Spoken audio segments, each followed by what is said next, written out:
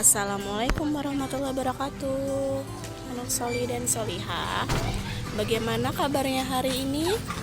Semoga sehat selalu ya, dan tetap menjaga kesehatan di rumah. Nah, untuk hari ini Miss akan memberikan materi dua tema, yaitu tema 4 dan tema 5. Nah, tapi pelajarannya hanya satu, yaitu pelajaran SPDP. Ya, kita simak semuanya ya. Nah, tema 4 yaitu menggambar bentuk. Jadi di tema 4 ini SBDP-nya tentang menggambar bentuk. Nah, apa sih menggambar bentuk itu? Menggambar bentuk adalah cara menggambar dengan mencontoh objek dan mengutamakan kesamaan dan kemiripan. Jadi ketika kita menggambar bentuk, misalnya bentuk kepala kucing, nah itu kita harus mirip dengan gambar kucingnya gitu. Atau misalnya kita membuat bentuk gambar rumah, nah kita harus mirip dengan gambar rumah seperti contohnya. Nah, objek sebuah gambar dapat berupa benda mati, hewan, tumbuhan, manusia, dan alam sekitar. Jadi semua benda atau yang di sekitar kita itu bisa menjadi objek menggambar ya. Selanjutnya yaitu media menggambar. Jadi selain tadi bentuk apa aja yang bisa digambar, ini ada medianya. Jadi ada alat yang digunakan ketika kita ingin menggambar. Nah, yang pertama ada media kering dan media basah. Jadi ketika kita menggambar itu ada dua jenis. Kita bisa menggambar dengan metode basah atau metode kering. Nah, alat yang digunakan dalam media kering itu yaitu spidol, pensil warna, krayon, drawing pen, dan konte.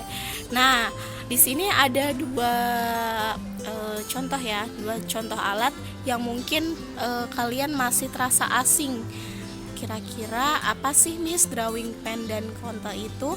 Nah, di sini ada catatannya nih. Dilihat di gambar samping sebelah kanan, drawing pen adalah pena gambar yang berisi tinta seperti spidol dan ujung penanya lebih runcing. Nah, ini ada contohnya nih. Jadi dia itu pada umumnya sama seperti dengan spidol, cuman kalau spidol itu kan umumnya spidol itu ujungnya agak tebal. Nah, kalau yang ini drawing pen ini ujungnya lebih kecil dan runcing gitu. Nah, terus media basah. Nah, media basah di sini ada cat minyak, cat poster, tinta bak, cat air, dan ekolin. Nah, yang konten nanti di slide berikutnya ya, serta ekolin. Kalau misalnya kalian masih belum tahu ekolin itu apa sih Miss, nah kita ke slide berikutnya. Nah, yang ini ada kontes sejenis pensil yang berwarna hitam pekat. Jadi ini sama kayak pensil warna sebetulnya, tapi dia warnanya itu lebih pekat dan berwarna hitam. Jadi lebih tebal dari pensil warna pada umumnya yang berwarna hitam gitu.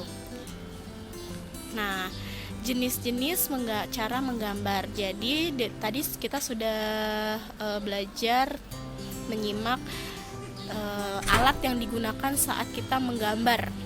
Nah, kalau di sini adalah jenis-jenis cara menggambar. Ada 4 cara. Yang pertama ada cara arsir, cara gosok atau dazzle, cara titik atau pointillis, dan yang terakhir adalah cara sapuan basah atau akuarel.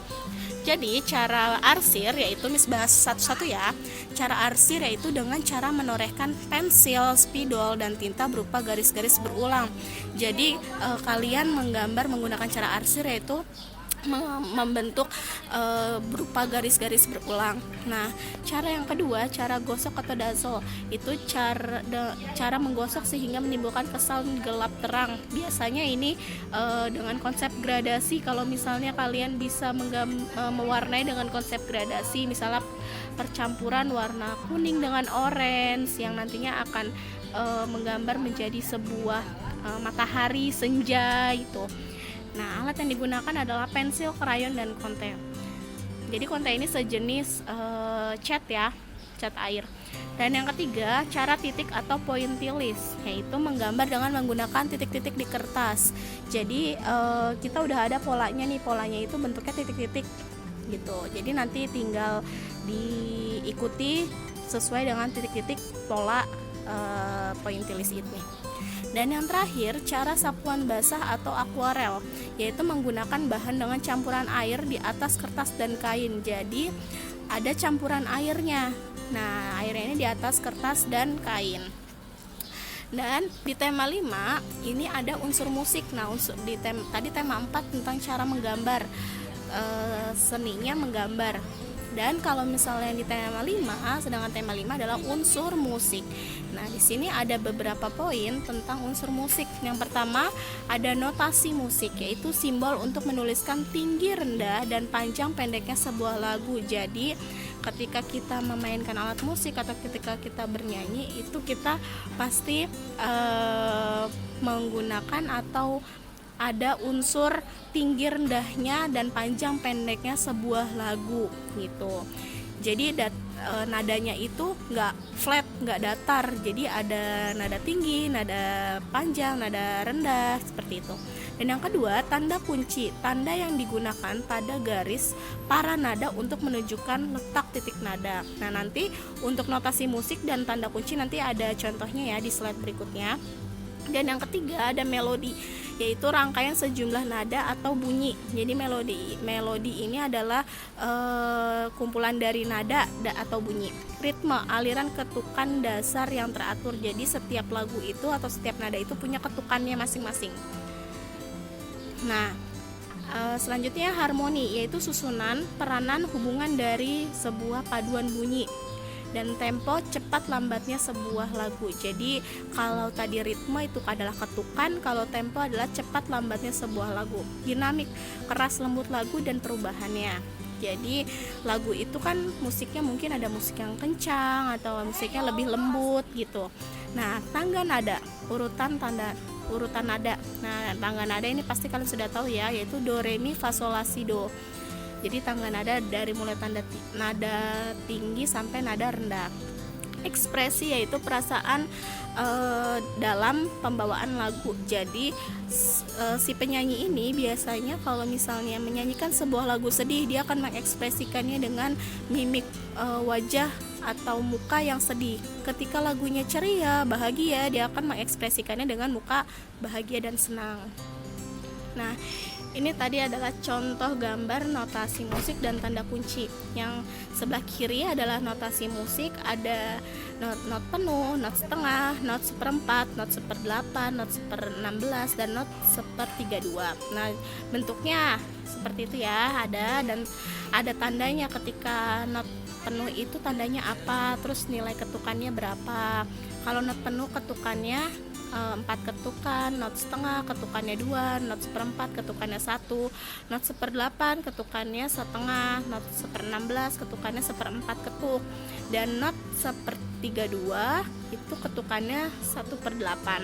Dan di sini ada tanda kunci, ada kunci G, F, kunci C alto, kunci C tenor. Jadi kalau misalnya nih kalian nanti kalau misalnya sudah besar atau mungkin sekarang ada yang bisa main gitar atau main ukulele, nah itu menggunakan tanda kunci ini gitu. Nah, yang selanjutnya adalah lagu dan penciptanya. Jadi dari sekian banyak lagu, misalkan memberikan beberapa contoh judul lagu beserta penciptanya. Di sini ada lagu-lagu nasional ya yang Miss berikan contohnya. Bangun Pemuda-Pemudi, yaitu karya atau penciptanya Asiman Juntak. Dan Maju Tak Gentar juga sama, Asiman Juntak, Ibu Kita Kartini, W.R. Supratman, Hari Merdeka, H.S. Muchtar. Dari Sabang sampai Merauke diciptakan oleh R. Surarjo. Jadi ini nanti kalian pelajari ya, ketika nanti ada ulangan harian atau nanti ulangan semester. Mungkin ulangan hariannya minggu depan, dan ulangan PAS-nya itu mungkin bulan depan ya. Nanti kalian pelajari, kalian lihat di YouTube ini, nanti misalkan share linknya di YouTube. Nah, kalau kalian boleh mencatat, silahkan, boleh sangat Miss anjurkan sekali untuk kalian mencatat ya. Kalau misalnya tidak, kalian harus tetap pelajari ini ya. Oke, thank you for your attention. Good luck, have a nice day. Wassalamualaikum warahmatullahi wabarakatuh.